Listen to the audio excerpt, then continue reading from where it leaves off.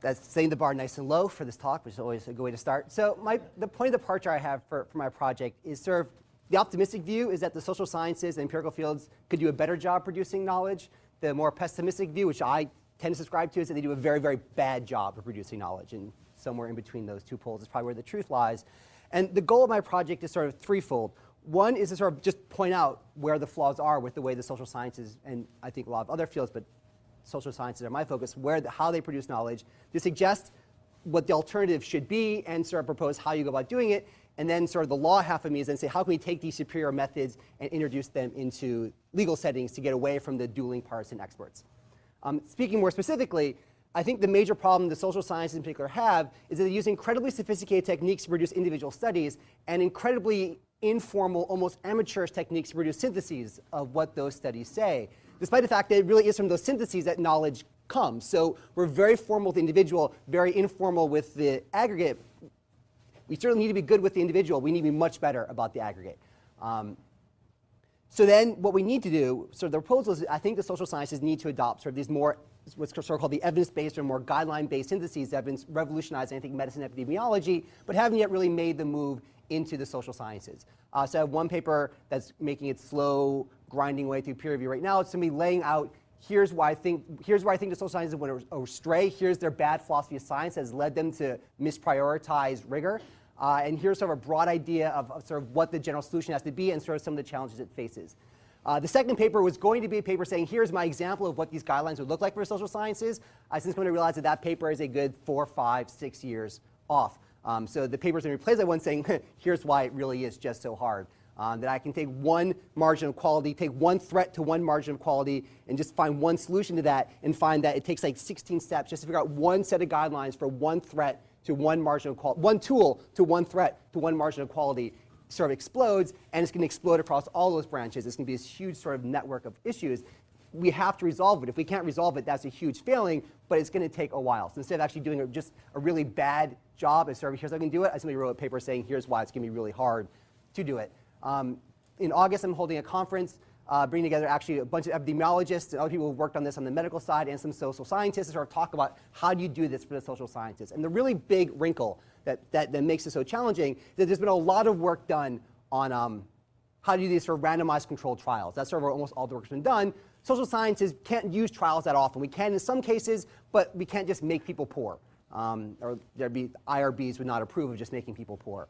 So we have to rely on observational work, but that's much harder to develop guidelines for these kinds of observational studies. And then on the legal side, I'm finishing my paper now that explains how can we get these kinds of rigorous systematic reviews into legal settings to replace the dueling experts. The few people in the law have looked at this tend to be very pessimistic. I'm actually becoming increasingly optimistic. The more you look at it, the more you realize that the legal procedures really do change in response to broad epistemic changes. And the sense most lawyers have that what we have today is what's always been and what it always will be is simply historically wrong. That said, I think Paul Samuelson's right. Funeral by funeral theory advances. I think funeral by funeral, the ability to get rid of the partisan expert will advance as well.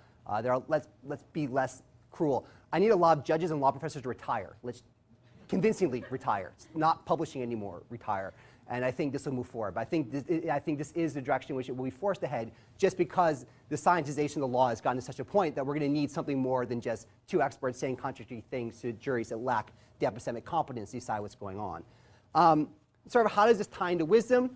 As broadly speaking, wisdom, to me, again, I get a sense you're not supposed to define wisdom, but I will, is that sort of having extensive knowledge and using it well. And I think the social sciences do a bad job of producing extensive knowledge. You have lots of little facts. We don't pull them together into knowledge well. And the legal system does a particularly atrocious job of then taking what we do know and getting it before jurors or judges in any sort of competent way. I think it also touches on a lot of issues that have come up today. So the issue of time, right? In the legal setting, one of the big debates is these reviews can take a long time to produce.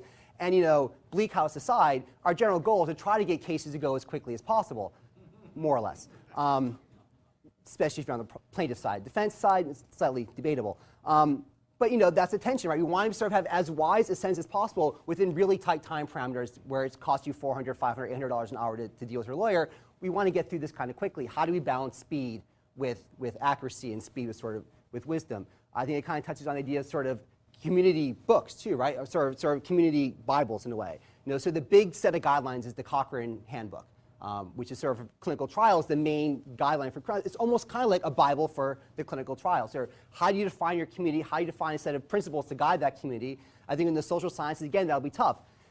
My sense is most biomedical research is relatively, the RCT is fairly constant, roughly speaking, but sociologists, economists, political scientists, psychologists, it's possible. Economists have a hard time talking to themselves. They have an entire journal dedicated to help one side understand the other side just in economics. Trying to find sort of, this is the Bible for social scientists, to get political scientists, sociologists, economists, and psychologists all to sign off on here's how you do an observational study. I don't think that will ever really be possible, but how do you define your community? How do you define sort of a set of, these are the rules for this community? How do you account for different views on what that community should be? I think it also goes back to a point that John made last year at our conference about wisdom as sort of compression. I think that's one of the big problems we face now in the social sciences, is that the ability to produce empirical knowledge has exploded. When my dad got his PhD in economics in the 70s, he used punch cards to produce his paper. I have one sitting on my desk as a reminder of, like, this is what it was.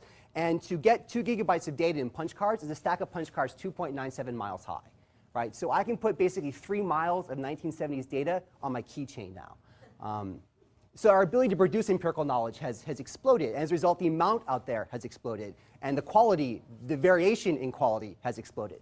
The good stuff has never been better. The bad stuff, I don't think it's ever been worse, because it's so easy to do. Anyone with a laptop and $800 to buy a STATA license can do empirical work. And I've seen people who clearly literally just punch numbers into a computer, hit enter, have no idea what they're doing. So I ability to just take this exploding body of literature, collapse it down to something meaningful, and do it in a way that doesn't just sort of throw it all together, but does it in some sort of intelligent way that allows us to separate the wheat from the chaff and really because this is what we know.